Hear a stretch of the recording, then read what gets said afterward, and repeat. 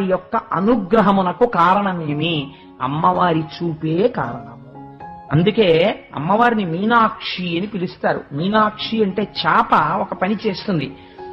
ఆడచాప నీటిలో ఉండగా చాప పిల్లలు ఎదురుగుండా వచ్చి అమ్మతో అంటాయి, అమ్మా ఆకలేస్తోందమ్మా అంటాయి. అంటే చాపకి స్తన్యం ఇవ్వడం ఉండదు.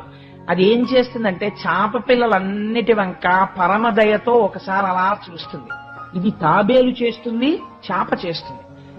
పరమ సంతోషంగా ప్రీతితో చూస్తుంది. చూడగానే వెంటనే చాప పిల్లలకి కడుపునింది. ఇలా చెయ్యగలిగిన శక్తి ఒక్క చాపకుంది. అందుకే అమ్మవారికి మీనాక్షి అని పేరు.